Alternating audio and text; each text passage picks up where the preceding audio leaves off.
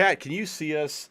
Oh God, made a I made a terrible mistake and didn't realize we weren't live. So we've been talking for like 5 minutes. Oh Yep. Jesus. Okay, I can see us now. All right. So it's a quick recap for everybody. Now that you can actually hear us, we've been talking about the fact that you can vote every day and how the breakdown of the community vote versus the jury vote and everything, and who's on the jury and all that. And our conclusion was that it's an interesting structure, and we can see why some people might not be thrilled about it, but we don't care. That Yeah. about sum it up, Moz? Yeah, that sums it up. Excellent. But yeah, Okay. I did find the thing. Just as with last year, the judge nomination process will also go to the final winners of each anime award, weighted 70-30 with fan votes. Based on the last 4 years of anime awards, we found that this ratio achieved the most meaningful results. Blah blah blah blah blah. Okay, so yeah, and then you got the list of judges here. It's a lot of motherfuckers that I've never heard of. Some of them I have heard of though. So that's cool. Yep. Sounds good. Shall we just get on to the nominees then? Why am I here? Why are you here? Wait, I shouldn't do that. Yeah, let's get on with the nominees, the actual awards. Okay, cool. Where are they? All right, we're gonna go bottom to top like last year because we don't want to start with anime of the year, Lamau. Awesome. So yeah, best fantasy nominees. Sure. Oh, one thing before we start. Yeah. I'm just gonna say that like 90% of the awards are like a three-way tie between some combination of Eizouken, Great Pretender, Dorohedoro, and Beastars. Yeah, and So, spoiler there's one alert, we're more. going to be saying those names a lot. I Jujutsu think. Kaisen as well. I didn't watch that one, but I did hear it was good. Oh yeah, same here. Yeah. But yeah, those Okay. 5 anime are in every single award. Yeah. So yeah, best fantasy. The nominees: ReZero Season 2, Dragon Quest: The Adventures of Dai, Decadence, Ascendance of a Bookworm Part 2, Dorohedoro, and Tower of God. Okay. So, first off, I've never heard of Dragon Quest: The Adventure of Dai. Who the hell put in Dragon Quest? What is this? I don't know. Like Dragon Quest is a big deal in Japan. Yeah, I guess. I don't really hear like no one talks about the anime over here, at least as far as Yeah. I'm concerned. Can you think off the top of your head of a better sixth slot for best fantasy? I'm sure there is one that I'm just not thinking people of really right now, liked but- that Shield girl show, Bofuri. Oh yeah, that would have been The a good isekai addition. with the girl with the big shield. Yep. Yeah. That would've been fun. But we've got this instead. Yeah. So that's interesting. There's always one of those, right? Uh-huh. So my vote, of course, goes to Dorohedoro because that was my anime of the year. Yeah, we both have it, but Dorohedoro as anime of the year. Yeah. Pretty So, easy. Pretty easy choice for us. I did like Decadence. I wouldn't Mhm. really nominate it for any sort of awards for anything, but I Yeah. thought it was a pretty good show, and a good, creative, unique one in a lot of ways. ReZero Season 2. How did you feel about that? ReZero, this was Relative good. to Dorohedoro. Yeah, ReZero was actually really good this season. Mhm. And even just regards to the fantasy aspects, it did have some interesting new world building little bits that were really important to the story. I am actually surprised to hear that you have Dorohedoro above it because I knew you liked them both, but I thought you were really into this season of ReZero. Yeah, I mean, I just like ReZero in general. Like, it's fine, but Dorohedoro was I don't even know where to begin with Dorohedoro. Like, everything Yeah, about that that show series is was just incredible. crazy. Yeah. What if did you watch Tower of God? Yeah. So what happened with that one? Because I've heard a lot of like conflicting thoughts on it, but that pretty much seemed to sum up to it like not being good. And I don't know if that's an adaptational thing or if it's just like one of those things where the source readers hype something up forever and then it actually comes out and it sucks or what. I think, based on how the other 2 big Korean manhwa adaptations went, The God of High School and Noblesse, I'm actually beginning to think that these things just aren't actually as good as people might say. It's kind of like Ruby, where it comes out and people get really excited because it's something like it's kind of anime, but it's made by different people. So it's Right. like it kind of has this interesting sort of unique appeal, even though it's also kind of the same Yeah. thing. But over time, it just really doesn't age very well. Because like nowadays, a lot of people, I mean, Ruby is still really popular, but it's not taken Right. very seriously. And Yeah. I guess that kind of happened with Tower of God, where people got really excited because it's like, oh, it's a Korean comic, you know, that's different for anime.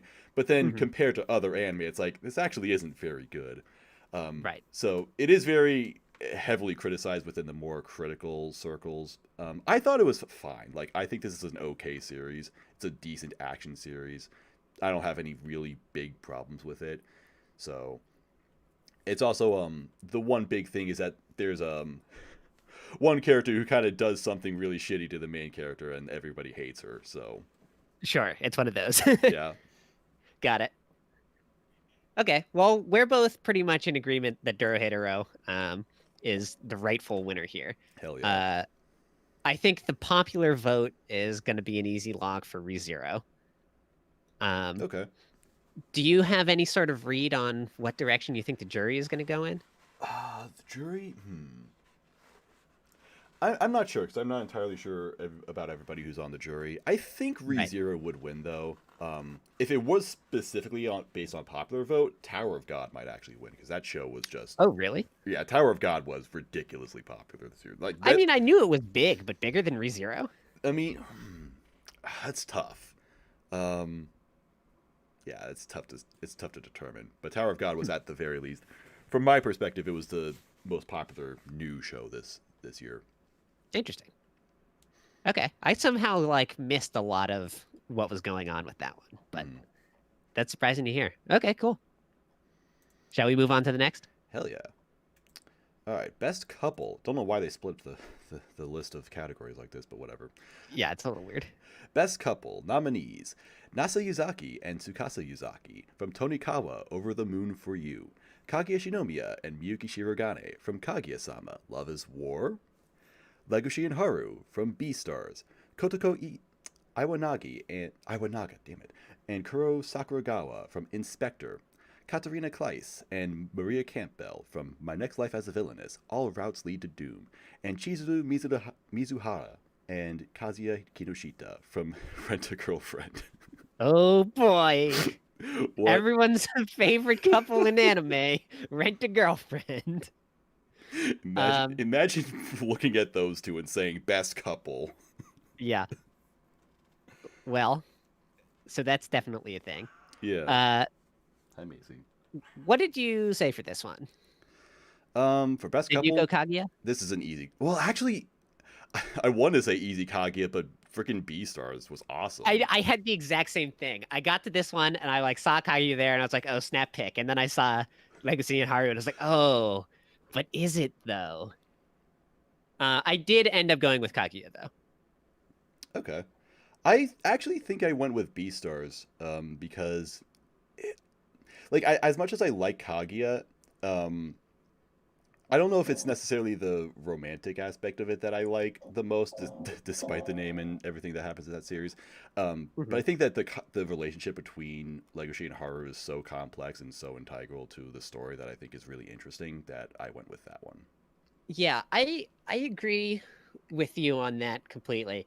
Kaguya ended up getting 2 awards from me, kind of on like a technicality basis, like both of which where I thought they were going up against a better show, but was not necessarily better at the aspect being judged. Like I think that Legacy and Haru have a really fascinating and like complicated relationship that is Yeah. really like the lifeblood of what gets Beastars going. But I don't really see them as, like a romantic couple, even like prospectively. I don't think Okay. that's what's good about their dynamic, as much as, the rom-com aspect of Kaguya obviously is like the lifeblood of that entire show. Yeah. So for that reason, because those two just like carry everything so hard conceptually, and are such a joy to like watch interact with each other, I had to go for Kaguya on this, even though I do think that like the dynamic between Legacy and Haru is like pretty close to unmatched. Yeah. This is actually a really interesting. I think this is going to be a very competitive category rather. This is actually a theme that I've noticed for. I don't know if you would agree. I don't know how much you've seen of. Have you looked at the nominations ahead of time? Do you know what's coming? Yeah. I voted for everything yesterday. Okay, because I actually thought the nominations were pretty solid this year, and pretty much Yeah, definitely. most categories were like aside from one big head scratcher. Most Yeah, pretty categories much were everything like was pretty good. yeah, most categories for me were like 5 good nominations and then 1 questionable nomination. That's basically it. Right. And it helps that my 4 best shows of the past year all got tons of noms. So, you know. Mhm. Yeah, that's also true. That makes it feel a lot better. Yeah, but, if you like Kaguya and Beastars and Eizouken and Great Dorohedoro and Great Pretender, yeah, you're gonna have a great time this year. Yeah, for real. Did you watch Tonikawa? I've seen most of it, and it is a good couple. It's a very wholesome couple. Yeah, I did not. That's another one I didn't watch, but I heard really good things. I would totally believe that these guys are in the running as well. Mm. And I also saw Inspector, which Inspector's an anime that really fell off in the second half, but it's not because of the characters. It's more because the story like runs away from its characters and doesn't capitalize on the good things that it set up in the first half. But this is a good I couple. remember you talking about that in the seasonal episode. Yeah, this is the goat girl, right? Yes, the goat girl. Yeah, I love these two. That's a great nomination. And then Katarina, I would say that if this nomination was Katarina and the entire cast of Hamifura, then I would vote for that one because that's the real best couple. Did you watch that show? I did not. Is it like a harem? Yeah, it's a harem where Cool. the main character she's isekai'd into a dating sim. And she's supposed to be the main villain, and so because she knows that, yes, it's this one. Yeah, so she has to be nice to everybody, and then everybody ends up loving her, and it's very fun. That's great. Yeah, that sounds like a great premise. You know, whenever there's a show that gets nominated for best couple, it's always like a little bit sus. But yeah, I think we've definitely got like at least 3 really good ones, and then the others are like fine, and then Rent a Girlfriend. Yeah, then Rent a Girlfriend. That's sad. By the way, someone asked earlier if Attack on Titan was eligible this year. I'm gonna assume no. I don't. Yeah, if it was eligible, it definitely would have gotten stuff. Yeah. But get ready for next year. Hopefully next year it will get its due. Season 3 aired last year. And they were just like the first like 3 episodes of season 4 that were in this year. So yeah. It's not eligible. That is the funny thing with Beastars is that Beastars definitely is not from this year, but because it was in Netflix jail when it came out at the end of last year, it got snubbed and wasn't nominated for anything then. So I guess they're just making up for that now. Yeah, they opened up the floodgates. Yeah. The special one in chat says, I hate Haru, Legacy X Juno, and I just want to know what the fuck is your problem. Why would you say that? Jesus. All right, let's go on. Nominees for Best Score. Kevin Penkin for Tower of God. Yutaka Yamada for Great Pretender. Satoru Kosaki for Beastars. Oru Taichi for Keep Your Hands Off Eizouken, Alisa Okihazama for the God of High School, and Kensuke Ushio for Japan Sinks 2020. This is a really strong category. Yeah. Kevin Penkin, I haven't seen Tower of God as we addressed, but Kevin Penkin obviously is like the big name in anime composing right now, so I assume whatever he did was really good. Yeah, the Tower of God, can confirm, the Tower of God soundtrack is one of the best parts about it. Awesome. Great Pretender has a jazz soundtrack, so that means it gets my vote automatically. Of course. Well, Beastars had some jazz, and that's called jazz. Yeah. I didn't take openings into account for this. Since that's a separate one. Fair. It did have jazz in the soundtrack, though. Yeah, the Beastars soundtrack is also very good, but it's not quite as jazzy as Great Pretender. Fair. You can't have like a con man story without jazz. It's like contractually obligated. It's like the The soundtrack works really well for that style. It's a very stylish series. Someone in chat said Kevin Penkin Easy. He also had the movie, and I think that's a great point. Oh, that's that true. If Dawn of the Deep Soul had been nominated here, then I definitely would have voted for that. Yeah. Purely on the back of the Rumble of Scientific Triumph. So I could definitely see giving Tower of God the vote just because it's Kevin Penkin's name on it, and he deserves it for that. Another big name, though, Kensuke Ushio for the GOAT anime, Japan Sinks 2020. Hell yeah, getting a shout out. But as much as of a meme as that is, the soundtrack for Japan, I mean, of course, it's a good soundtrack because it's Kensuke Ushio and his stuff is all great.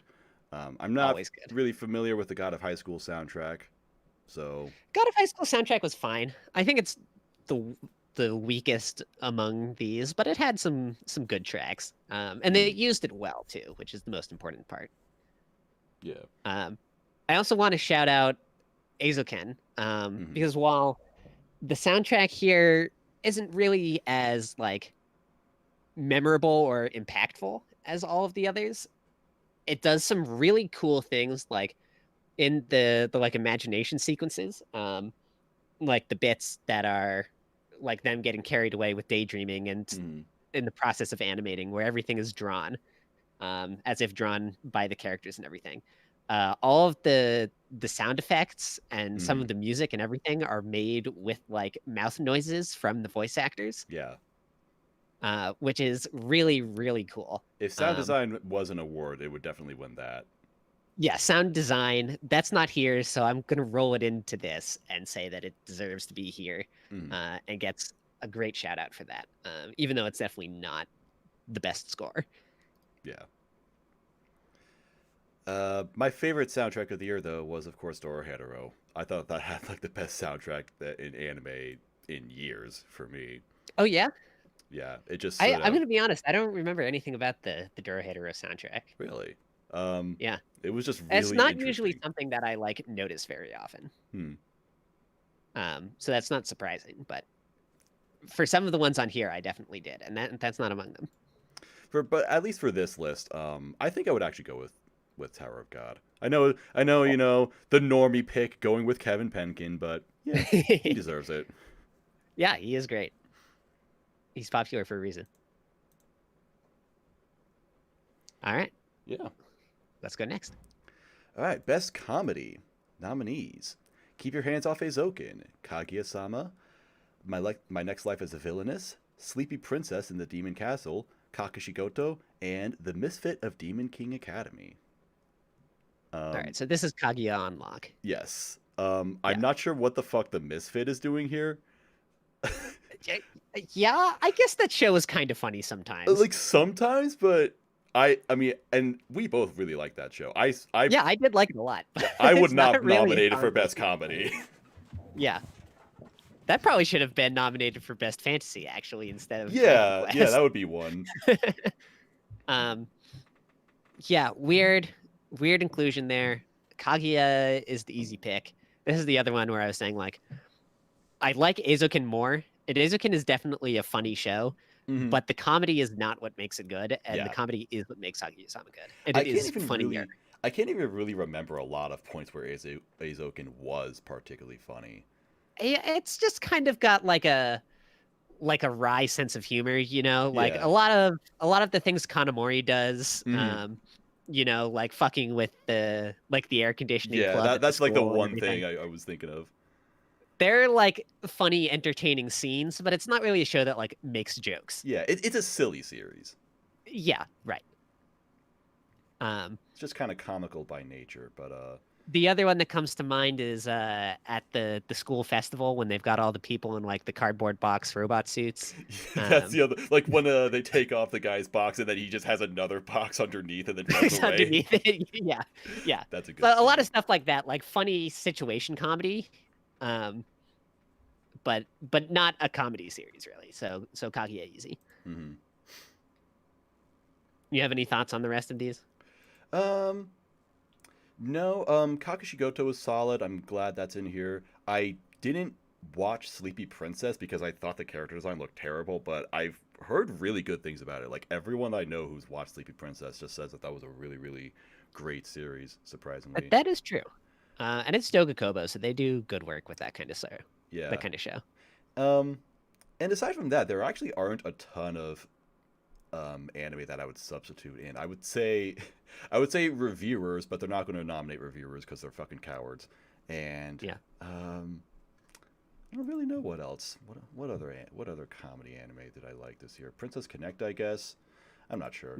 I'm just glad that they didn't nominate any series that I freaking hate. So no Isekai Quartet, no fucking Uzaki-chan. Oh yes, there's no Uzaki, there's no Isekai Quartet. That's so good. You're right. I didn't even think about that, but we really dodged a bullet there. Yeah. So at least they didn't nominate any bad series in this. Yeah. But as usual, this is the Kaguya award right here. Someone in the chat here said Eizouken is the only cute girls doing cute things show I enjoy. Would you consider it a part of that genre? No, I've never really thought of it that way. I think they're the one kind of cute girl was the one who was the model, but yeah, I don't really think the girls the girls aren't cute enough. No, and they're not even really doing cute things either. Yeah. I guess if you in an alternate reality, you definitely could make that into a moe show, but definitely, yeah, that's not what it is. I think it's close enough that I could consider it among that sort of genre. Although it's obviously like very different in a lot of ways from its peers in that category. Yeah. The one show that got snubbed for best comedy actually is Ishizoku Reviewers. Yes, of course. But it's not here for obvious reasons. Yeah, fucking coward. Chad is saying Peter Grill as a joke. I'd be okay with Peter Grill. That one wasn't bad. And then Gibby was pretty hilarious. All good choices. Yeah, very fair. So yeah. And then we have Best Drama.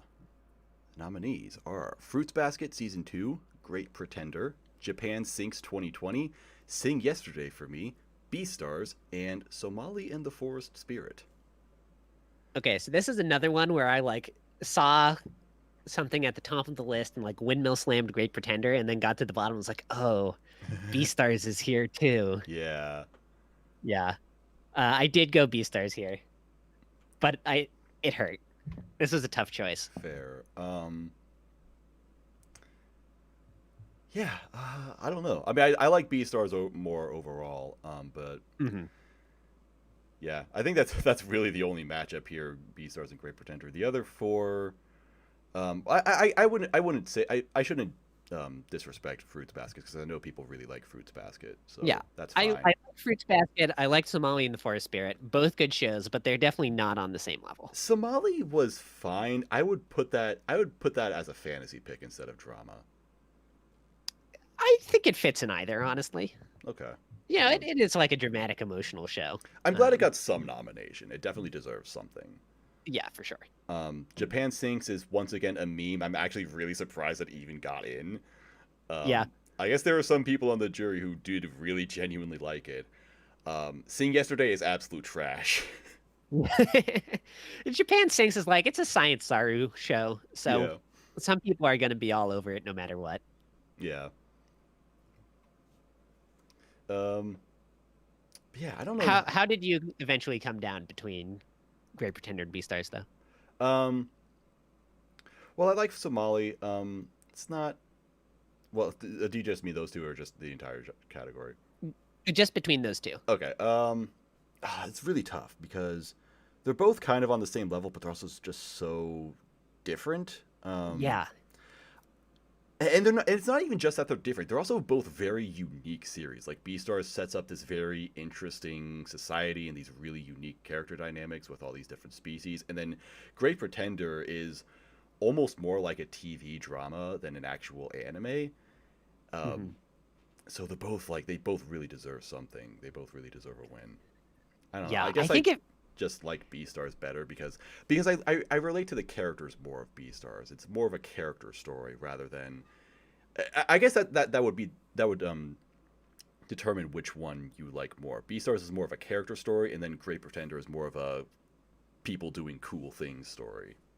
Yeah, I agree with that. I think if Great Pretender was just the Snows of London arc, then I would give it to Mm. that. Um, but that's the only arc that really got me like genuinely emotional. Hmm. Um, the rest were more like sick hype with emotional moments for sure, especially in Yeah. the final arc. But Beastars is just like so well crafted as an emotional story with Yeah. such like a huge roster of complicated characters and difficult situations and everything, thought provoking, like world building and everything. It edges it out overall, even though I do think Snows of London arc is the best drama of the year. Fair. Yeah, Great Pretender was indeed great. It lives up to the name. But it was Mhm. also a series that I kind of, I guess, moved on from really quickly. Like, it's a popcorn series. You know, you watch it once. It was very bingeable. I watched each arc in one sitting, and that was Yep, fun. same here. And then I just kind of moved on from it. Whereas Beastars really stuck with me for a while. Yeah. And I just, because the second season of Beastars is coming out, I just recently Mm, started rewatching the first one. Uh, nice, it, it it's as good as I remember. nice. So yeah, Beastars once again wins. Welcome to the Beastars Awards. The And Beastars awards.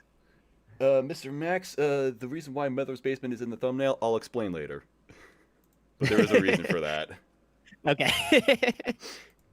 Best fight scene nominees are Satoru Gojo versus Ryomen Sukuna from Jujutsu Kaisen, Jin Mori versus Jigal Taik from The God of High School, Berkeley versus the Dark God Vecta from Sword Art Online Alicization, Deku versus Overhaul, My Hero Academia Season 4, Jin Mori versus Han Daiwi, I don't know, The God of High Yeah. School, and Brawler versus Master from Akudama Drive. All right. So the only of these shows that I watched was God of High School, and Mm. neither of these are the best fight in that show. Really? Yeah. I think Jin Mori versus Han Daiwi is a good one. Um, so I'd be happy with that. Jin Mori versus Jagal Tech sucks. That's like a non-fight. It doesn't matter. That one's the Um, calligraphy fight, right? that's a Han Daiwi is the calligraphy fight. Oh, okay.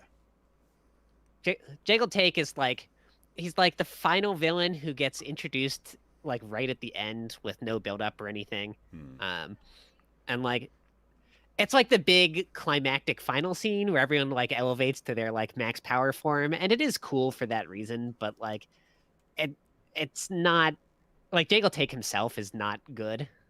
Hmm. Um, so I think he drags down the whole thing. The one that should actually be here is Jin Mori versus Park Ilpyo, Hmm. um, which had just like fantastic fight choreography and like fluid martial arts and everything without, you know, the like bullshit superpower shit stuff. It actually just looked phenomenal.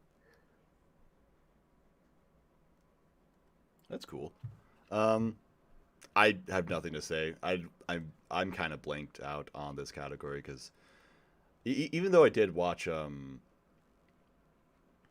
My Hero Academia and Akudama Drive, and both of these are spectacular fights. You know, I haven't seen God of High School. I haven't seen Jujutsu Kaisen yet. Of course, I haven't seen Sword Art Online, so I don't have much of an opinion on this. But Akudama Drive was a really cool series, and this fight is pretty fucking sick. So I'm glad Mhm. it got a nomination, and that's my I vote. know I've seen people be really into the overhaul fight as well. The overhaul fight was really really good. Yeah. So I don't know. I'd be fine with any of them. It seems like these are all fine choices aside from Jagal Take. Hmm. Yeah, I guess Cool. so. Which one did you go? You went with that one from the God of High School. Yeah. I just didn't vote on this one because I hadn't Oh, seen any of the nominees except for the one show. it's okay. Yeah. You can vote for the one you've seen, and none Okay, of others. sure. I'll vote for Han Daiwi. Cool. Best fights. No, best character design nominees. Naoki Asano for Eizouken, Yoshiyuki Sadamoto and Hirotaka Kato for Great Pretender, Mayuka Ito for Toilet Bound Hanako-kun, Janice-chan and Yusuke Yoshigaki for BNA, Masaha Asashi Kudo and Miho Tanino for Tower of God, and Rumiko Takahashi and Yoshihito Numa from Yashahime. Got it. First try. Yeah, we got there. We got there. So first off, why the fuck isn't Dorohedoro nominated for this? Yeah, what the hell? Absolutely absurd. Like, Noe has the best character design of the whole year. Noe, like, everyone has such good designs. Everybody who wears a mask in that series looks phenomenal, and that's like 90%. What the hell, guys? This was the year of wearing masks. Dorohedoro was ahead of its time. I know. Like, En's like creepy flayed lower face mask with his spiky hair is sick. Shin's heart mask is iconic. I love that design. The heart mask with like the loose fitting suit and like the baggy tie and everything looks so good. Nikaido looks awesome always. It's everything you need.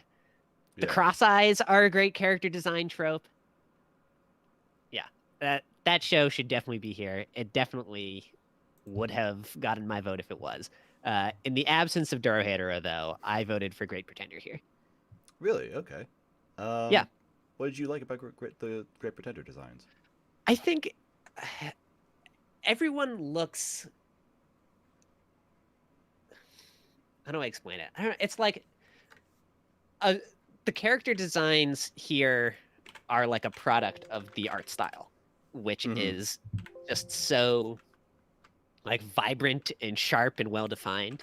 And I think every character has their own very iconic and distinct style that makes them all pop and all look interesting and all be like instantly recognizable.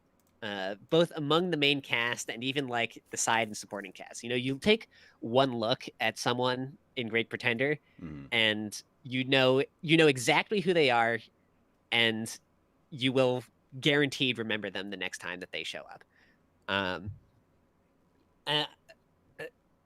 It's just like the style that everyone oozes, both in terms of art style and also in terms of like, how they present themselves and like the outfits everyone wears and everything. Like flashback young Laurent is fucking iconic. Like every Abby look is amazing. Every Cynthia look is amazing. All of the supporting characters, they all look great. There are no bad designs in the entire show. Okay, that's fair. I would maybe say the same thing, but for Eizouken. That would be my pick. Eizouken is also good. It does a very different thing in that all of the designs are like very not flashy. Yeah, it's very simplistic, kind of minimalist. Yeah. But like Sayaka's teeth being out all the time. Yeah. It's so simple, but it's so good. You see that and you just get the character. I remember she oozes her personality. Yeah, like before the show even came out, everybody saw this character design and were like, okay, she's going to be great. Yeah. This is going to be a good show. Right. I really like that it's a show where, there's the one girl out of the main three who's like the attractive one. And then the others are just kind of like plain looking. Yeah. And that's something you don't see like ever. Is a show where the majority of the cast is like not designed to be attractive. Yeah, I didn't even notice that the main character was a girl until halfway to the first episode. Yeah, right. I'm like, they're wearing a skirt. Oh, yeah, did not know. Yeah, I also really like just how diverse that cast is, how many characters it has, and how many just different designs it has in that. Yeah. So yeah. Lawson in chat just said, just remembered ID Invaded. That had a good design. I would agree with that too. I think I don't know if I'd put it above any of the things here, maybe above Yashahime, but I did like its designs and all. Yashahime is a bit of a cheat. I'm really glad it got nominated for something because, I love Yashahime. I love Inuyasha. But it is kind of cheating that they would put this for best character design because these designs are basically rehashes of old Inuyasha characters. So it's like, of Right. course they're going to be good, but also they're not exactly that new, for lack of a better Yeah. word.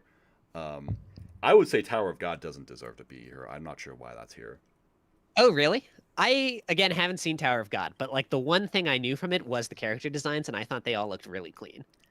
Eh, I don't know. I just thought it wasn't very impressive. I Maybe would again, it's a product of the art style just being cool. Um, maybe. I would but have I put do like the way the show looks. yeah, okay. Um, I would have put Akudama Drive over that. I think Akudama Drive deserves a shout out. The Yeah, that's another good one. character designs were by the Danganronpa character designer, so it literally looks like Oh, you're watching. really? Yeah, it literally looks like Danganronpa. Oh, that's cool. And we like Danganronpa character design. I don't know anything else about it except the character design, but it is good. Yeah. Although that being said, I thought the Toilet Bound characters also looked like Danganronpa, just more chibi-ish. So Yeah, that's that's true. that's funny.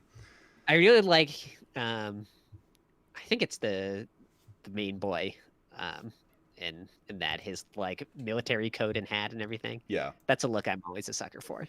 yeah, it's nice. I guess I personally wasn't really into the design of this series, so it doesn't stand out to me all that much. But I guess I'm fine with the nomination. And Brand New Animal, which is a show I completely forgot existed. Yeah. Yeah, I think this one's fine. Trigger's always great with character design, and everybody really loves Michiru. So Yeah, I really love Michiru's design. I don't think any of the others are really notable. I thought the other girl, like her friend that also transformed, was pretty. She had a good design. Yeah. Yeah, but not the like across the cast excellence that we saw from some of the others here. So Yeah, so that's why it doesn't win for me. But yep.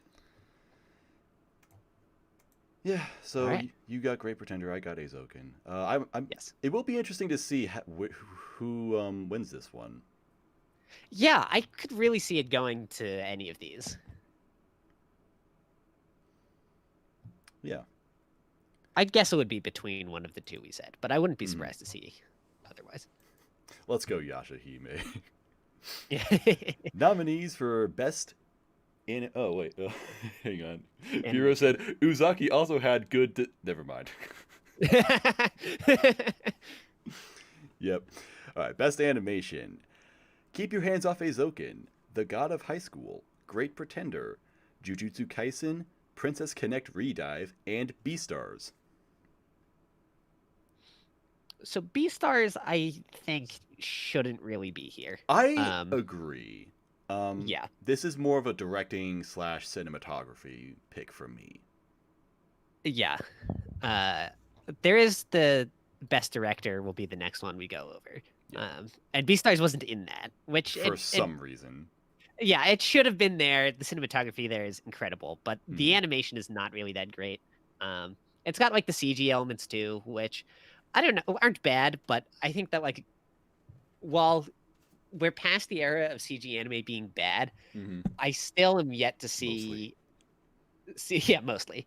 I still am yet to see CG anime that's better than like the best hand animated stuff, Mm. which includes stuff like Keep Your Hands Off Eizouken and Great Pretender. Fair. What did you pick here? Which one did I pick? I think I went with Azokin for this one, because Yeah, I did as well. not only was all the character animation great, but also I love the way they would have those imaginative animation scenes where you'd get like these sketched out drawings that would be used as 3D backgrounds and stuff Mhm. like that. It was just very, very creative. The like building up from storyboard stage and everything Yeah. as they moved and all. Yeah, that was great. God of High School had pretty good animation, but like it was just pretty good. Hmm. I didn't see any of the other two. Yeah. God of High School was big Sakuga. Jujutsu Kaisen was also big Sakuga. Princess Connect Redive is an interesting one. I guess I'm fine with this one getting nominated because it did have very, very lively animation. It's by the same director as Konosuba.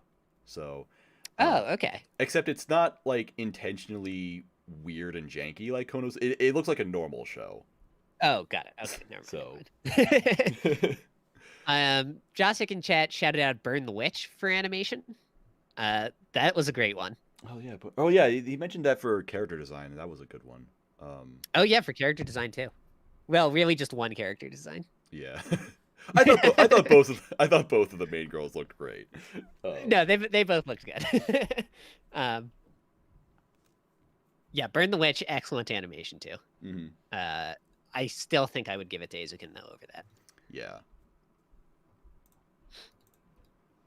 Yeah, I think that one's pretty easy. Hopefully that one wins. Assuming it, I would assume the jury would go with Azokin unless they're all just big Sakuga nerds and just go with the action shows. But yeah. All right, now this one's interesting. Best Director: Masaki Yuasa for Keep Your Hands Off Eizouken, Yuzuru Tachikawa for Decadence, Sungwoo Park for Jujutsu Kaisen, Hiro Kaburagi for Great Pretender, Mamoru Hatakeyama for Kaguya-sama Love is War, and Takashi Sano for Tower of God. Tower of God. I like to see. I know it was heavily criticized within critical circles and all. I feel like for that reason I've like defended it a lot, but even though I just think it's okay. But yeah, Tower of God is a fine series. The directing was the worst thing about it. Tower of God has trash directing. I have no idea how it got in here. Oh, rip.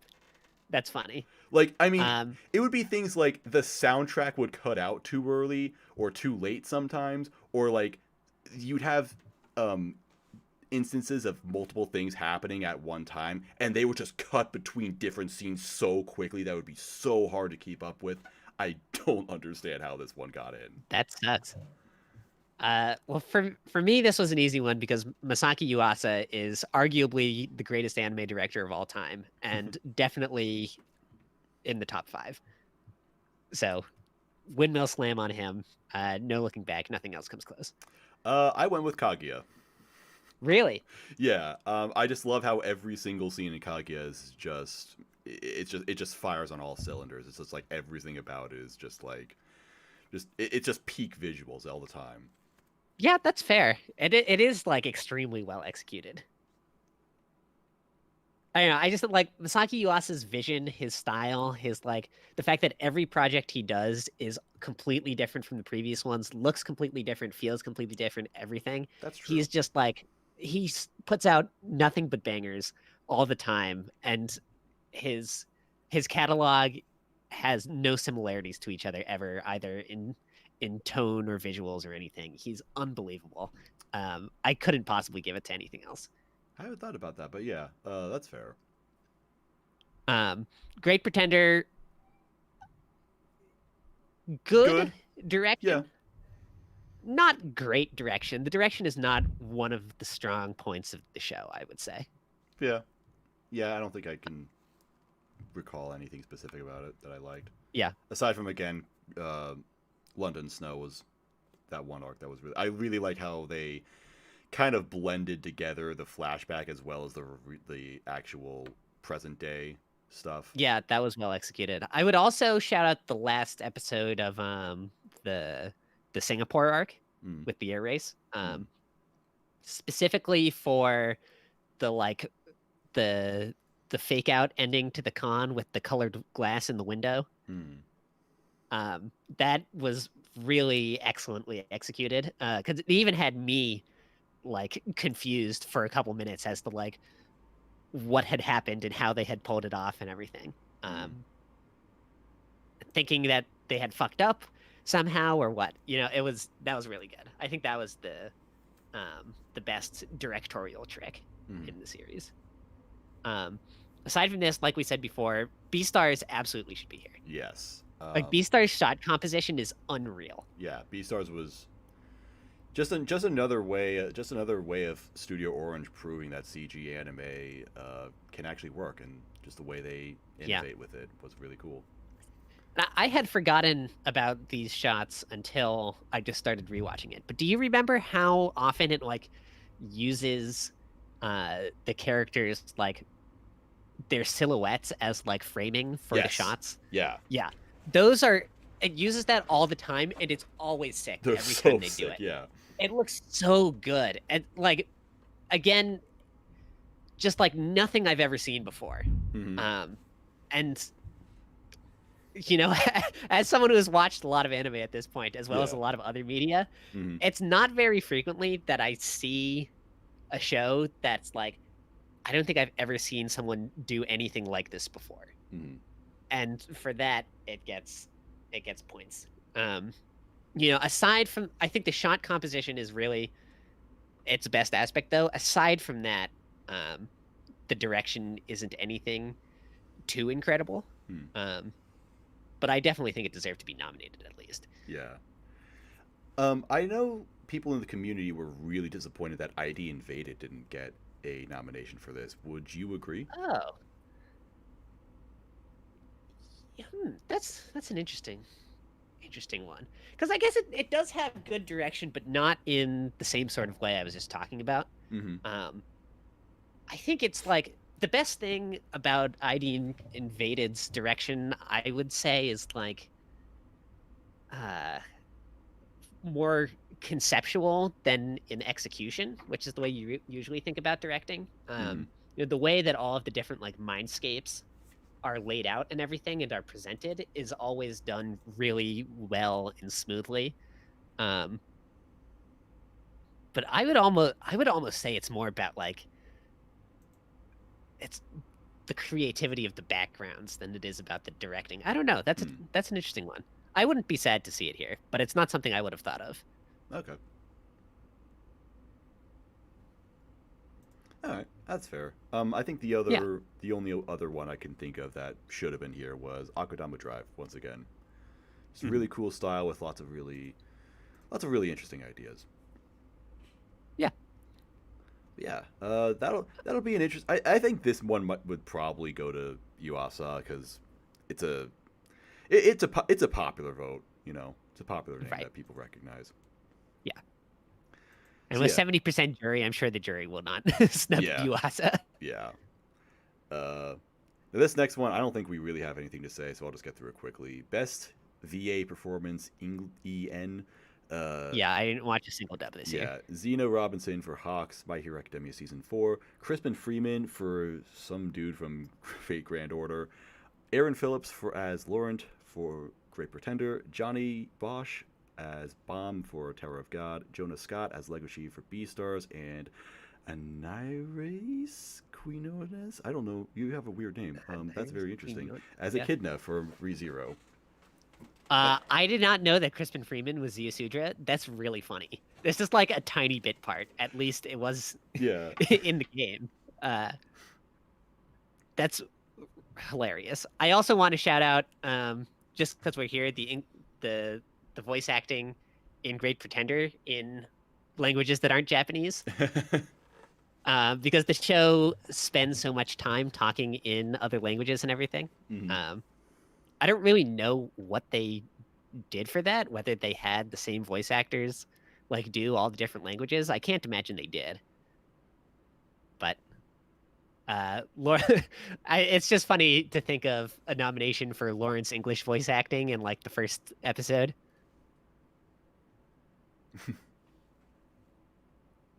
Anyway, we can move on. Buttershooter said Jonah Scott since he said a copy pasta. Could you elaborate? I'm interested. Yeah. That sounds funny. What? Jonah Scott, which one was that? That was for Legoshi. Oh, that's for Legacy. Yeah, Yeah, let's vote for Beastars again. Why not? sure. Although maybe Crispin Freeman would win because everybody knows who he is, and he's great. Yeah. Yeah. Johnny Young Bosch too is in the same boat. Maybe that one will win because I'm sure a lot of people watch Tower of God in English. Best Kitty, voice. who was Laura Bailey? Is that just for Fruits Basket, or did Um, she do something else? I wouldn't know. I know Okay. Laura Bailey played the character everybody hates in The Last of Us Part 2 though. Yes, I do love Laura Bailey. Yeah. Hate that character, but I mean she was terrific in that game, so no disrespect to her. Vote. I don't know why I said vote. Best voice acting performance, JP. All right. Rihosukiyama as Minare for Wave Listen to Me.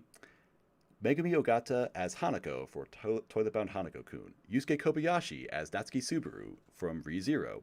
Yuichi Nakamura as Satoru Gojo for Jujutsu Kaisen. Mutsumi Tamura as Sayaka Kanamori from Keep Your Hands Off Eizouken. And Yusuke Onuki as Daisuke Kanbei from The Millionaire Detective Balance Unlimited. All right. I have seen very little of these, but I have a hard time imagining any of them are better than Sayaka Kanamori. Yeah. Disagree. Rihosukiyama. Okay. I would recommend people watch the first episode of Wave Listen to Me. This is actually, I'm honestly, of everything in this entire of everything in the Crunchyroll Awards this year, I think this is actually like the single best nomination. Like, this is a single best victory that we have. That Rihosukiyama got nominated for this. Oh, really? I don't think I've ever even heard of Wave. This is a new voice actor in a very underwatched show. I mean, I didn't even really like this anime that much, but she was definitely. This is a very, very good performance. Rihosukiyama. The only thing I've seen from her is she was some like bit part in JoJo Part 5. Yeah, she's done like nothing. Okay. Interesting. But yeah. And she was in Conception too.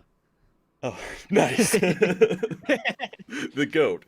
But yeah, I would at least recommend watching the first episode of Wave if you just want to get an idea of what this voice actress is like, because she has a very long, kind of crazy rant in the first episode that's very, very amusing. Just the way she talks is just great. I don't really know how to describe it. She just talks well. Cool. You have definitely piqued my interest, so I'll check her out. Yeah, so I really, really hope she wins. If the jury was smart enough to nominate her, then I hope they're smart enough to vote for her. Okay, cool. I'm with you then. I hope she wins too. Yeah. Yeah, I guess that's it. We don't have much to say about We don't have that. to linger on these. The other ones are good. They're good. Best ending sequence. Lost in Paradise by Ali featuring Aklo from Jujutsu Kaisen. The Great Pretender by Freddie Mercury for Great Pretender. Night Running by Shinsakura featuring Amy for BNA. DDDD by No Name from Dorohedoro. Welcome My Friend by Okamoto's from The Millionaire Detective Balance Unlimited. And Last Dance by Mamoru Miyano from Inspector. Okay. I'm so glad was it No Name for you? Yes. I'm glad that out of all of the Dorohedoro EDs, they nominated the best one. Yeah. Yeah, I would agree with that. I did give it to Great Pretender though. Fair. I can't argue with Great Pretender. I did sing along with the song every single episode. Same here. Not only that, but I also loved like predicting it. I would always time exactly when the ED would come on, so I was always perfectly on time with bum bum bum bum bum bum bum bum, and I just did that every time, and it was so much fun. Oh yes, I'm the Great Pretender. It's such a great song. You know that it's got to be a good song because the whole show is named after it. Yeah. Aside from that, I like Night Running a lot. I think that was actually... Night Running is my favorite ED that wasn't from Dorohedoro. So Fair. That's cool.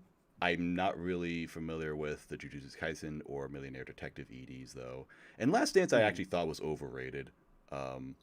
It's fine, but it's just, jazzy instrumental with a popular voice actor singing, and the characters kind of do a dance. It's a very easy formula. That I don't even think it did all that well. Yeah. It's really between those two that we were talking about for me. Yeah. And it hurt a little bit to not give it to Dorohedoro. Because the show had so many different good EDs. Yeah. Like Dorohedoro as a show should get this. Yeah, but just for the any one song. Yeah. What was your ranking for the Dorohedoro EDs? The best one was this one, and then the second best was the first one, I actually remember I loved the Same. first ED so much, and then someone told I me, remember you being pissed when they changed yeah, it. I'm like, what the fuck do you mean they changed it? Um, Yeah. oh god, I'd have to watch all of them because it's hard to remember off the top of my head. Um, I think There were 4, right? the fourth one will be the third one for me. Yeah, and then the second one, and then Yeah. the fifth. And then the second is last. Yeah. Cool. We're in agreement then. Nice. Yeah. But I voted for Dorohedoro because I mean it's a fucking Doom parody, a classic Doom parody. How do you compete with that? It is funny. It's interesting, like when they switched that ED, like the point in the story we're at, with like how N is being framed and everything, and then he's like, it's like this comical like POV like parody view of him, Mhm. for the ending and everything. Mhm. At a time when we're starting to see him as like not really just the villain, even though he definitely is the villain. Yeah. Yeah, it was well done. ID invaded. Shall we go on to OP? Yeah, just reading chat. ID invaded and Gallon sure. Dino EDs were also pretty great. I haven't seen those. Which one? ID invaded I clicked and Gallon Dino. I don't remember the ID invaded one. Hang on, I'm gonna look that up real quick. I would say Golden Kamuy we had a great ED that I would have. Oh, Golden Kamuy had a really good ED. Yeah. Aside from that, I don't know. I don't think I have a lot of options, a lot of standout picks. Yeah, EDs are kind of traditionally like not as stiff competition as OPs. Oh yeah, the ID invaded ED is pretty good too. Okay. Yeah. I don't think it would rival these others for me, but it is good. Yeah. Wouldn't win or anything, but it's fine. Okay. Best opening sequence. Nominees are Easy Breezy by Kelmiko from Keep Your Hands Off Eizouken, Kai Kai Kitan by Eve from Jujutsu Kaisen, Wild Side by Ali from Beastars, GP by Yutaka Yamada for Great Pretender, Daddy Daddy Do featuring Airi Suzuki by Masayuki Suzuki from Kaguya-sama Love is War, and Phoenix by Burnout Syndromes from Haikyuu to the Top. All right. This was really, really hard for me between Wild Side and Easy Breezy. I personally, I know this is a really unpopular opinion, I thought Easy Breezy was overrated. Really? Yeah. I mean, it's kind of cool at first, but then the last like 45 seconds is just the title card zooming out twice. Yeah, that's true. The visuals definitely don't hold up in the second half the way they do in the first half. I did listen to the song like dozens of times though. I actually got really tired of the hook. It's really? just like I listened to the full version of the song, and by the end of it, I'm just so tired of Easy Breezy because it gets repeated so many times. Yeah, fair enough. So that's kind of why I don't like it. I also thought that Daddy Daddy Do was overrated. I'm kind of confused by all the hype for this OP. It just like it's fine, but I don't know. It's just not that unique. It's just kind of it's almost like a mini episode of Kaguya just jammed into 90 seconds and yeah, I liked it. I don't think it was amazing. What did you think of the Great Pretender opening? Good. This is fine. Didn't love it or anything. It's all right. Yeah, that's how I feel too. It's another case of like kind of an easy formula, even though you don't see it all that often, where you just get a jazz instrumental and it works. Right. You know? Yeah, no lyrics or anything. I think it's cool how it like hits all like the big moments from every arc and everything in like the stylized way. Yeah. Such that like you recognize them after you've seen that part of the show, but you don't realize until then like what's happening. I started picking up on that, and then from like the midpoint forward, I started like I was thinking about the visuals as I was watching the show. I'm like, oh, there's that thing from the OP. Right. Yeah. So that was pretty cool. Mm-hmm. But then Wild Side. Wild Side. I think Wild Side is a strong contender for one of the best anime openings of all time. I don't feel as strongly about it, but it is the best out of this list for me. Yeah. I think like the song is great, but the visuals are unreal. The like stop motion puppet work and everything. Yeah. And like it has the song, it has the style, it has the narrative too, with like Legacy, like seeing Haru at night, like following her, and then there's dancing and then cutting back to like him covered in blood and everything. It's like it's got everything. Yeah. Yeah, it is really good. Though, just like last year, my top 2 OPs of this year are not on here. What were those? My number 1 is Taiso Samurai, but of course, no one watched that show. Yeah, I don't know it. And then my second favorite was Inspector. Oh, I don't know that opening either, although I know the show at least for that one. Yeah. I don't know. I'll try to do a video this year, unlike last year where I didn't do anything, but yeah, Wild Side is really good. Yeah. So yeah, and then just to mention them, Jujutsu Kaisen and Haikyuu. I actually haven't seen that Haikyuu OP, but I believe it's good because Haikyuu always has pretty good OPs. Yeah, I mean Haikyuu always has good OPs. I think this is on the lower side for Haikyuu's. And then Jujutsu Kaisen. It's no like Fly High or anything.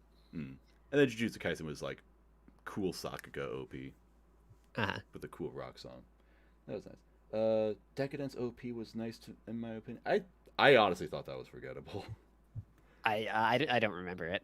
Yeah. I don't know. This wasn't that strong of a year for OPs for me personally. I actually think EDs were stronger, which is really weird. Yeah, I guess that doesn't happen very often.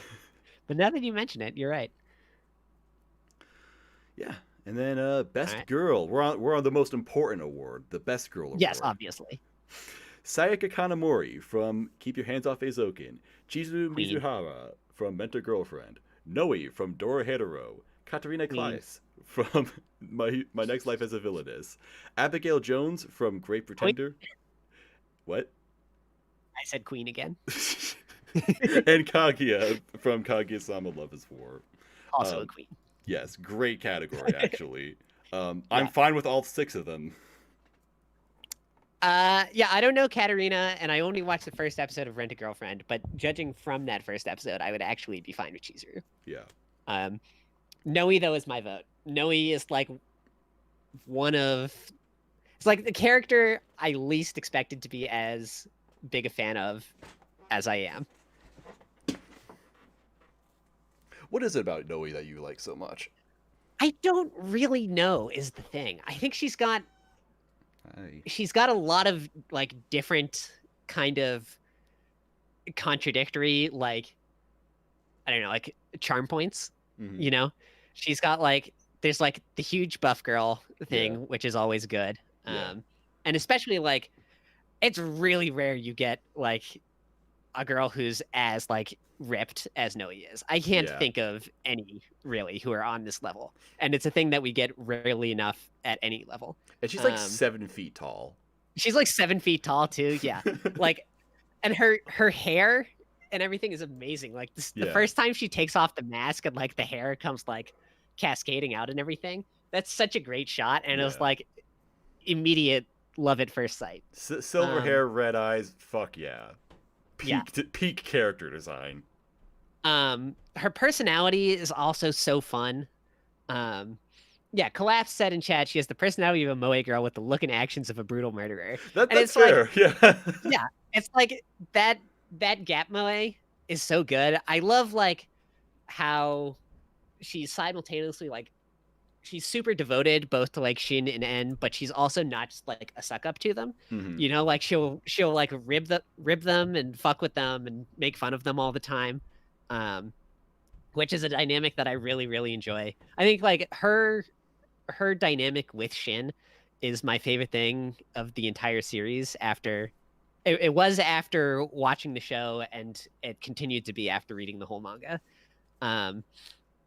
I don't know. She's just great. There's everything. I like everything about her. Her backstory too, about like having tried to become a devil and failing at like the last minute and all that. You know, she's great. There's nothing bad about her. All right, fair. Yep. You've made your case. I personally went with Kanamori. Um, I just thought Kanamori was just the most interesting character out of the bunch. The way she's a realist within the group, where you've got Tsubame and Asakusa, who are both like who are very like creative and very excited to be doing stuff, but then she's like, all right, there are things you want to do and there are things you can do, and you need to get that shit sorted out. The way she would Yeah. aggressively bargain with people, or negotiate with people is what I meant, Yeah. was great. Of course, her design is very, very striking, very Oh, unique. it's amazing. Yeah. Um, Yeah, she's probably number 2 for me out of this list. mhm. Yeah. Um, what are your thoughts on Abby? Abby Like in was, retrospect, that's the whole thing. I would actually say that Cynthia was the better character in Great Pretender, but Yeah, I'm fine with Abby at least, because I guess moment to moment she was just the most fun character. Flipping people off is very funny and based, and I just like that that's the way she communicates with others. mhm. Yeah. Abby is like just from what my kind of taste usually is. I would have expected myself to like Abby much more. Um, Even like after her backstory and everything, it's all the kind of stuff that I'm normally a sucker for. Um, with like the refugee stuff and all that.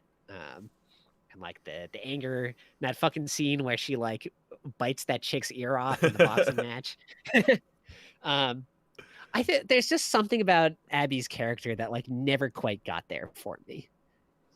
You know, like Mm. there was some little bit missing in her development that like Yeah, didn't make her click as much as all of the other characters in the show.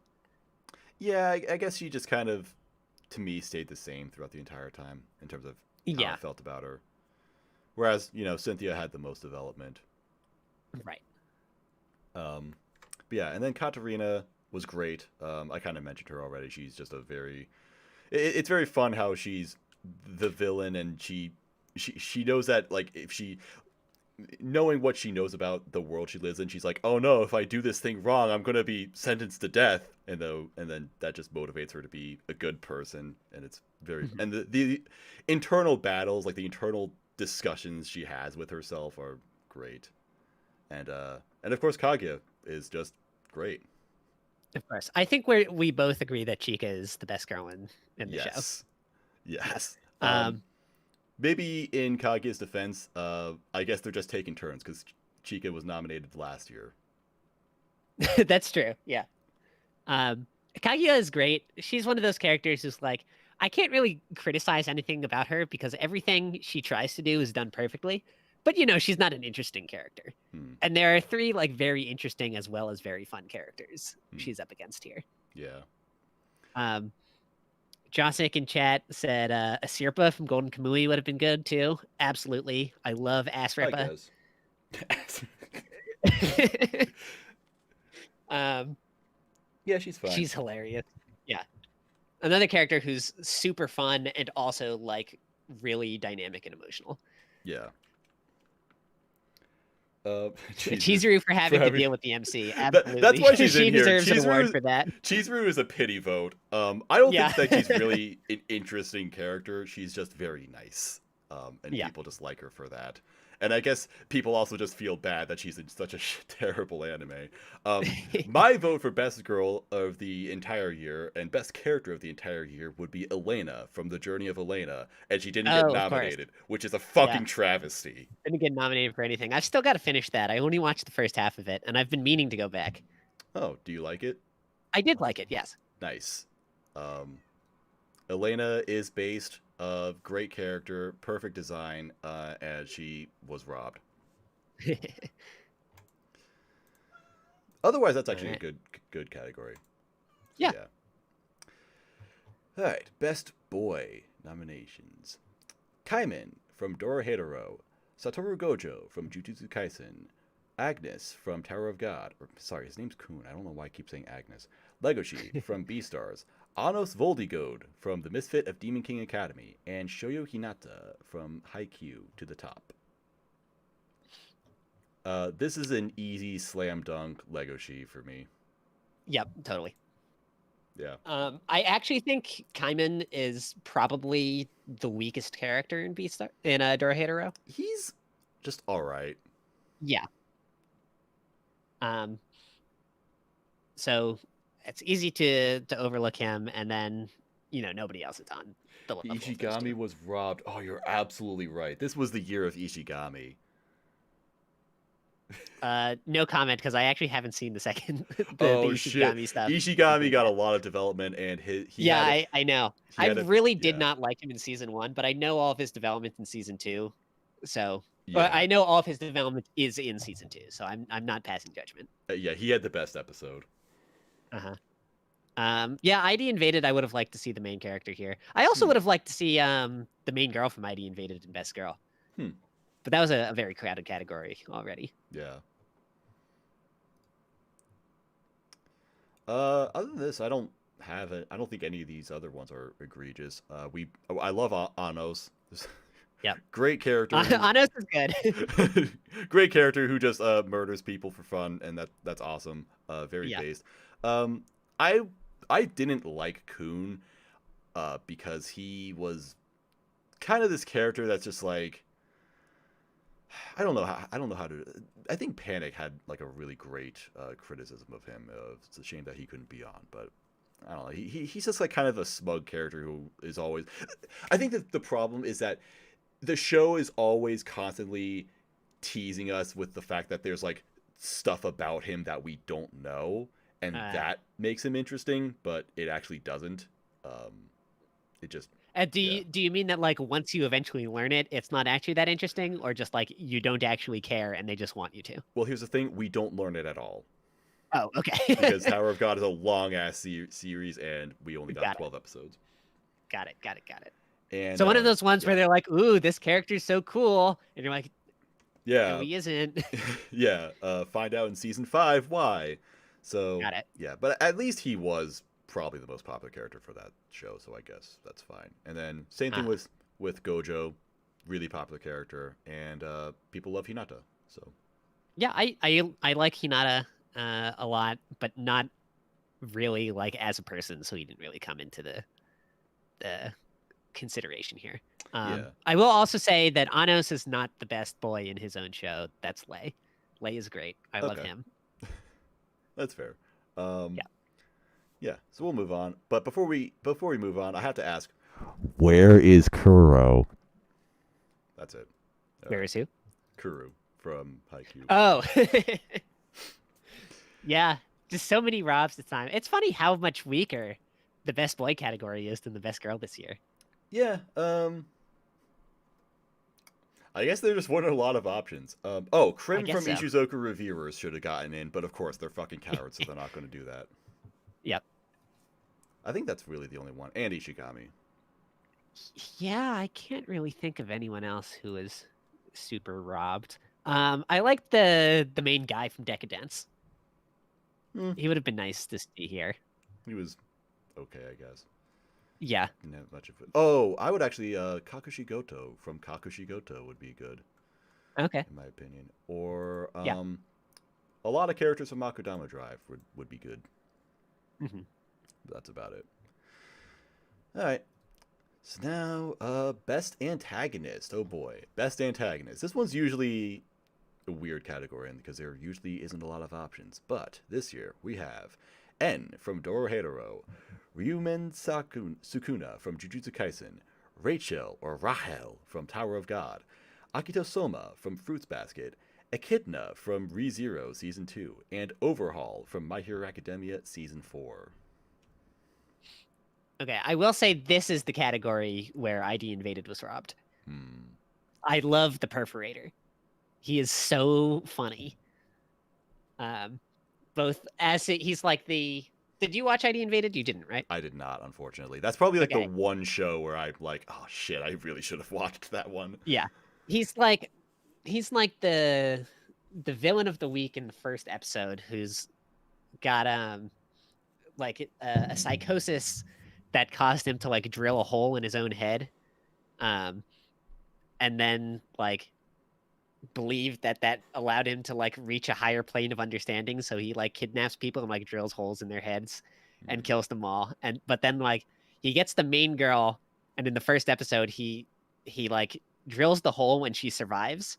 So he shows back up here and there throughout the series, just like to interact with the main characters, and his like weird philosophy about the clarity that this hole gives you like keeps coming up. And then he becomes like a main character again towards the end. And he's really good. He's kind of scary. He's really funny. Just a great vibe for the whole show. Sadly, though, he's not here. So this, for me, is an easy pick for N. Yeah. N was terrific.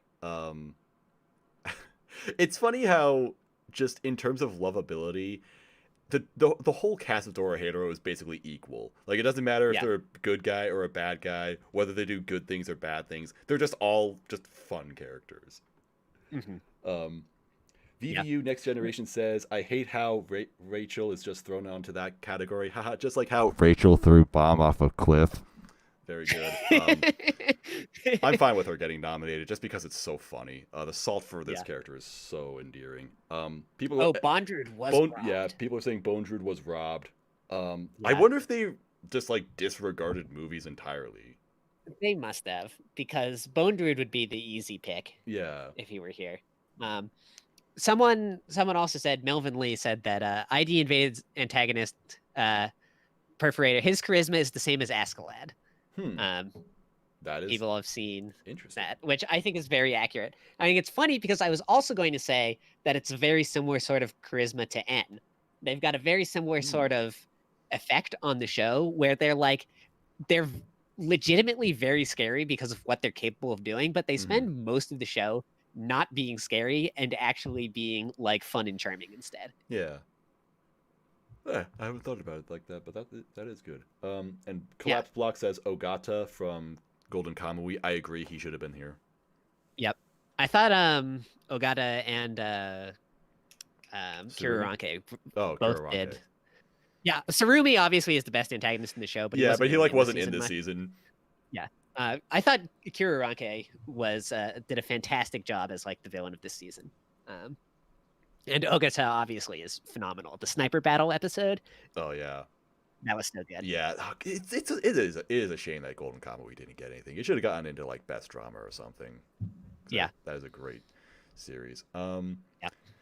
Overhaul got nominated last year. People pointed out, and this is a weird. It is a weird one. And it's not even like, I know My Hero Academia ran into this year, but his arc was pretty much over by the time the last awards were out, so it is weird that they would nominate him again.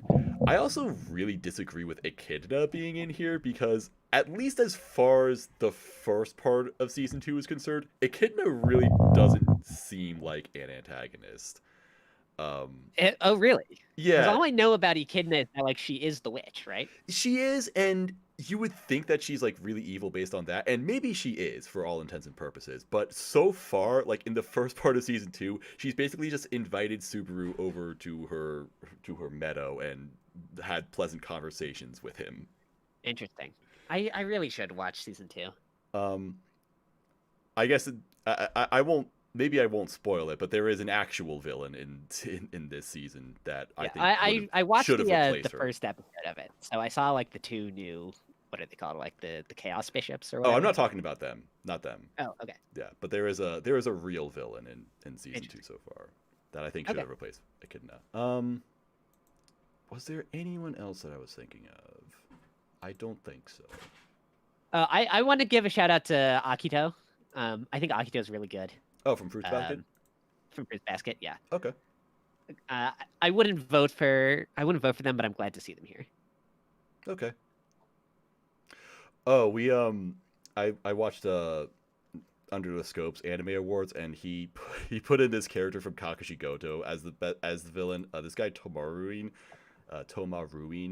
He really lives up to the ruin in his name, because he is such a piece of shit, and it was so funny seeing him get antagonist nomination in that because he deserves it.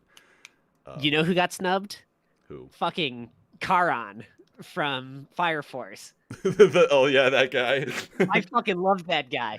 He's definitely in the ranks of my favorite shonen villains now. I've only seen the first half of season 2. Does he show up again? Yeah. How much have you seen up to? Like 14 episodes, maybe. So you 13. did that get you the I saw like his initial fight. like Hajime arc I don't even know. with the chick who has like the remote controlled robots. And like the like creepy smoke guy who likes to beat up children. No, I haven't seen that. What the Okay, fuck? okay. So Karan will be back. Okay, cool. And you have not yet seen his coolest moment. But I love that guy. You know, he has so much presence. Yeah. Yeah, I'll give you what Karan's coolest moment is, completely removed from so much context that it won't make any sense to you. How does that sound? Okay. Karan literally nukes the moon. Awesome. I'm excited. Yeah. I'm gonna watch Fire Force after we're done with this. Cool. Yeah. So, but out of this, N wins. And wins. Big fungus. Best Protagonist. All right. Nominees are Natsume from Decadence, Katarina Kleiss from My Next Life as a Villainess, Yuji Itadori from Jujutsu Kaisen, Anos Voldigode from The Misfit of Demon King Academy, Midori Asakusa from Keep Your Hands Off Eizouken, and Shoyo Hinata from Haikyuu. This might actually come as somewhat of a surprise, but I voted for Hinata here. Okay. I have never been a huge fan of Hinata. I've thought for most of the show he was one of the weaker characters in the cast, actually. But this was his season. Hinata really showed up to this one. He had a ton of growth. He had several moments that made me like really genuinely excited for how much and like how visibly he's actually like finally started to change as a character and in like his approach to the game and everything. I really, really loved Hinata in this season. So he managed to take it over Asakusa for me. Okay. I voted for Anos, actually. Maybe that is slightly to do with the fact that Eizouken has gotten a lot of wins so far. Yeah, fair enough. But I just love this guy. Just he is good. The way he just talks shit on everybody and just the things he's capable of doing is just he's probably the best take, at least in a while, that we've seen for like the overpowered main character. Totally. And I really like he didn't really go in the direction you'd expect him to. Yeah. You know, he didn't become like the harem protagonist or anything. Yeah, it's he's true. like very focused and like doesn't fuck around. Uh-huh. And he's not even really... He has a very good take on that. Yeah, and he's not even really an evil character. He's just kind of like... I just want to fix history and make it back to the way that I was trying to make it, where I sacrificed myself. Yeah, because all the people that are around him, he's just like, yeah, you know, you're cool. You're cool. Yeah, and he has strong family values. Yes, loves his mother. He loves his mother.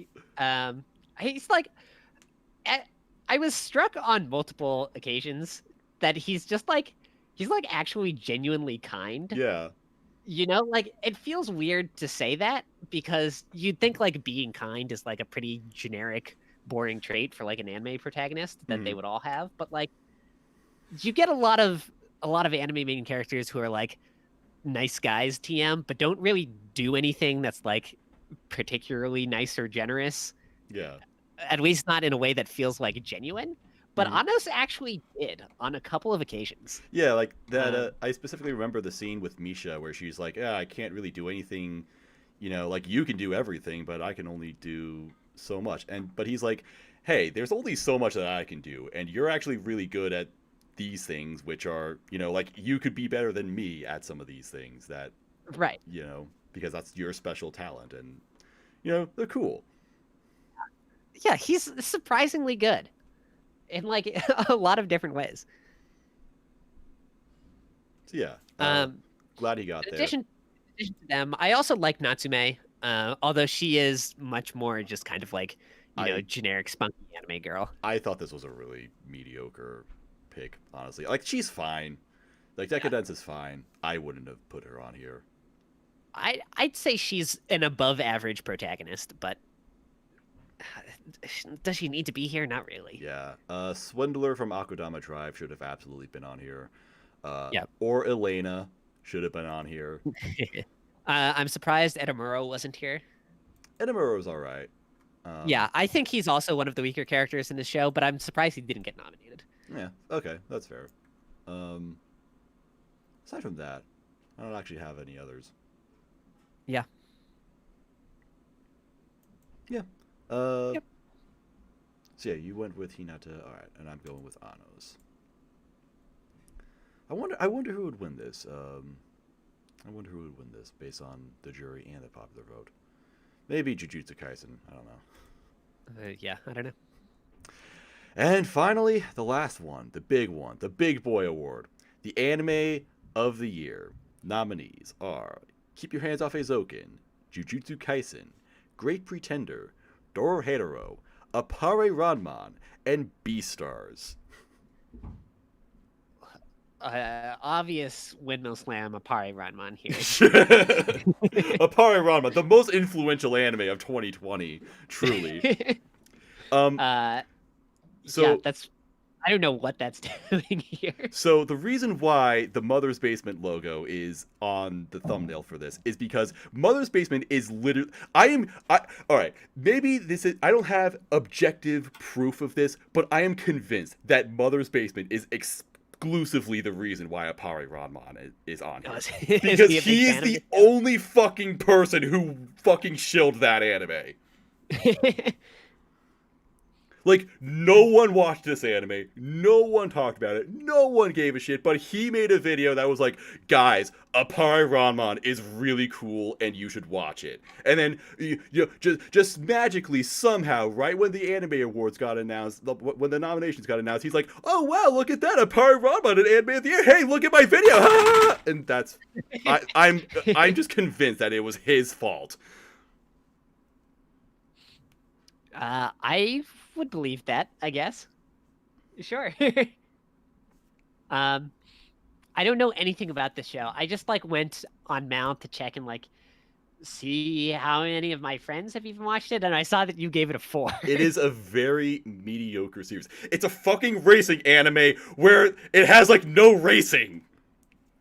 Because they start racing, but then something completely unrelated to racing will happen and then stop the race for 3 episodes. And then they'll restart it for 2 minutes and then do the exact same thing. Yeah. Well,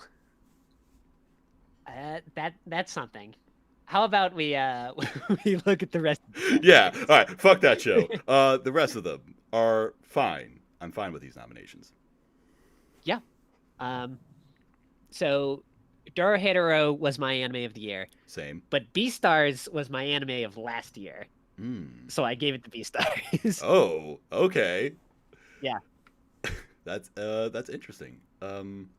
What's the difference for you? What puts Beastars above Dorohedoro? I think they're very, very close for me. But I think the subject matter of Beastars is a little more real than Dorohedoro, and that's what sets it apart. I have always felt that the most impressive thing about Beastars is that it's an anime about social commentary where the issue that they're commenting on feels 100% like it could be a real world issue with all of the nuance and complicatedness and people who end up getting a shitty deal no matter how you look at it. But it is not a one-to-one just metaphor for anything in the real world. Yeah. It's got elements of racial prejudice, it's got elements of sexism and sexual violence, but it doesn't really line up to either of those. Yeah. And the world building is so good that you can see all of the the complicated ways that this issue affects everybody's life at all times and how they all need to be careful around it, like the same way real people are with real world social issues, but it's not. And just the ability to construct something that comprehensively believable is unreal. Mhm. It's so good. That's true. That is a really good point. I agree with all of that. I also feel that way about Beastars. It is really hard to determine which one is better. I guess I just liked Dorohedoro moment to moment more because that show I would is agree just with like, that. because that show is just like every single moment is just like a new thing that's introduced that's just like really weird and unique and interesting. It's just like every single aspect of the show is just something else that's fucking weird and cool. Yeah. That's like when Dorohedoro like manages to cram like a baseball episode in where like one of the players is a Frankenstein's monster and the other is like a giant beetle. You know? It's like you're dealing with something special. Yeah. There's something new at every turn and it's always something amazing. Mm-hmm. Yeah, it's a show yeah. that you can't describe what it is. You can only just talk about things that happened in it. Right.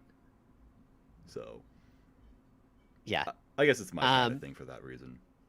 Eizouken and Great Pretender, also both great shows. Yeah. But they're a step below the other two for me. I think I gave both of those a 9, although I might drop Great Pretender to an 8. Yeah. I think I gave all 4 of them 8.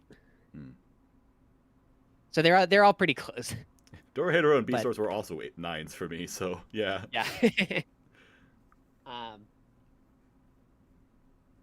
Yeah.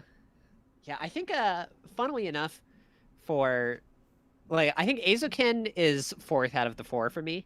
Mm-hmm. But for all of the others, I felt like they had kind of weak endings. Mm-hmm.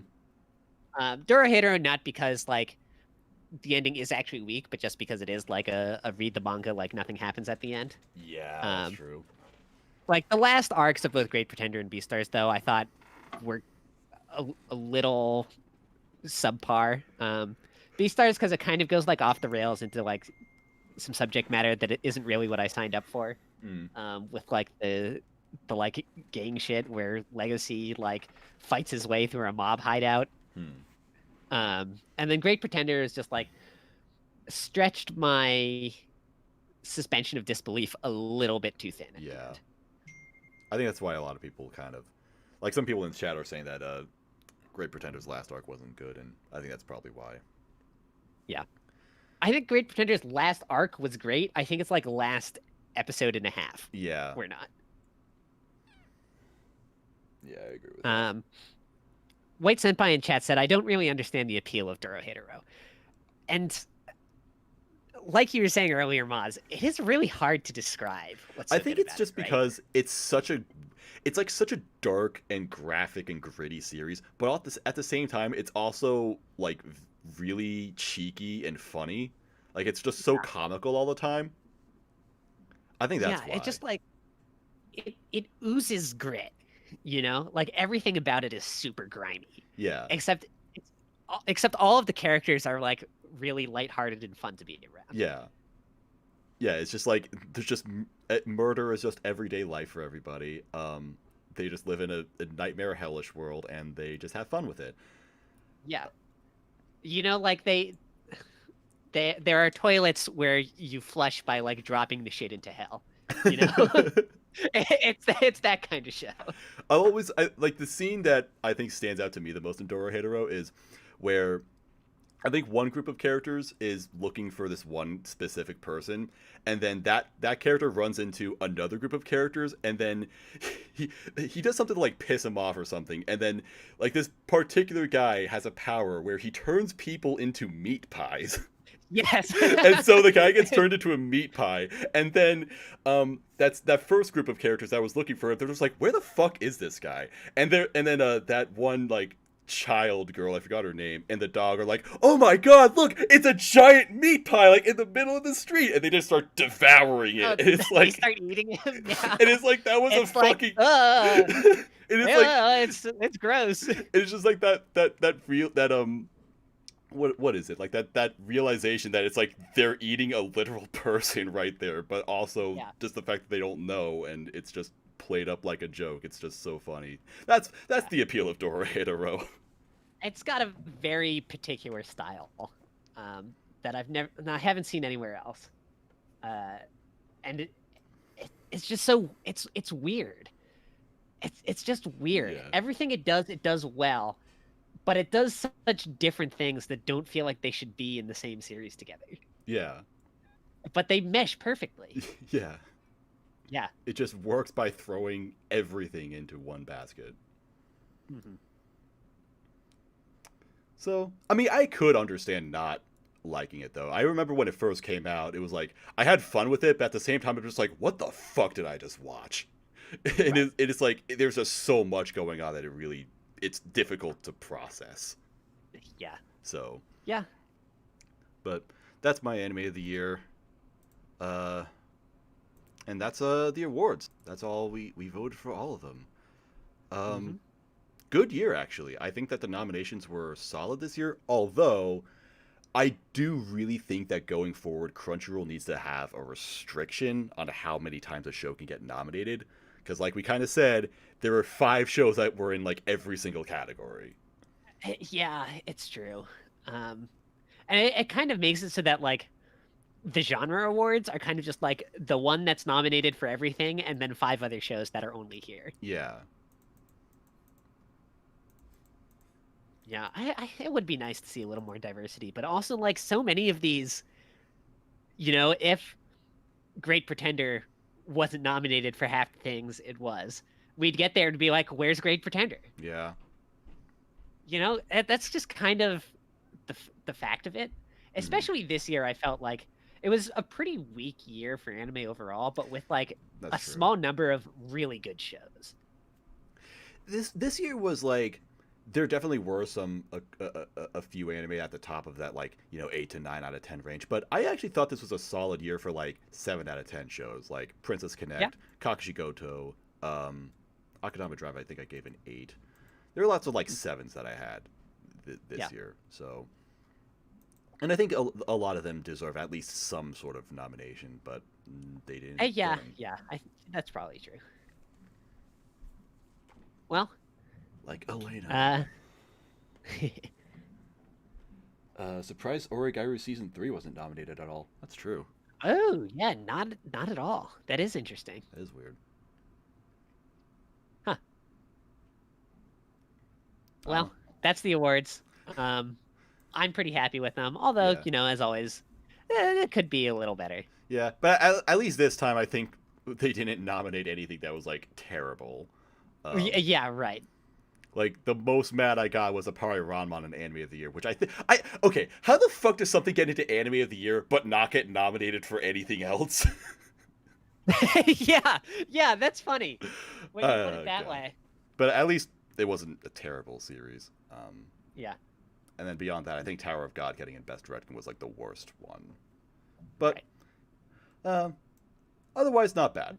I think this. No, the worst one was Rent a Girlfriend being in Best Couple. Oh, that one was trash. Yeah, Chizuru Best Girl, but not Best Couple. Jesus. Yep. You gotta love those characters who are just like clearly so much better than their show. Yeah. You've always got to stand them. But all right. Yeah, I do think the awards are getting better and better each year, though. So I'm looking forward to the winners, because last year we had a kind of similar problem where there were like 3 or 4 shows in every single category, but the winners ended up being pretty diverse. So hopefully this will. So we'll see what they do. Yeah. All right. And on that note, thank you everyone for tuning in, as always. Watch Wonder Egg Priority. Yes, watch Wonder Egg Priority. I promise that the fall retrospective, it is coming soon. The reason why it's not out yet, like we recorded it like last week, and the reason why it's not out yet is because I have to learn Adobe Premiere and After Effects from scratch, and that is really difficult. And I was not prepared for that, but I am making progress. Is the new computer out for you with the editing now? No, what's that? Is the new computer working out for you though with the editing? Yes, like lots of things have been a lot smoother, which is why I'm learning new software and things, new techniques. I can even give you like a preview of like, where am I? Yeah, look, guys, we have visualized. We have audio lines now. We're actually gonna. So yeah. So it'll come soon, and Winter Impressions will be on time. And we will be streaming tomorrow for our Yes. Our weekly Attack on Titan. Attack I on don't think Titan. either of us personally will be there. I'll be there. Oh, you'll be there. Cool. I'll be there, and we might have a very special guest. So please look forward to it. Yeah. All right. Thank you everyone again for watching.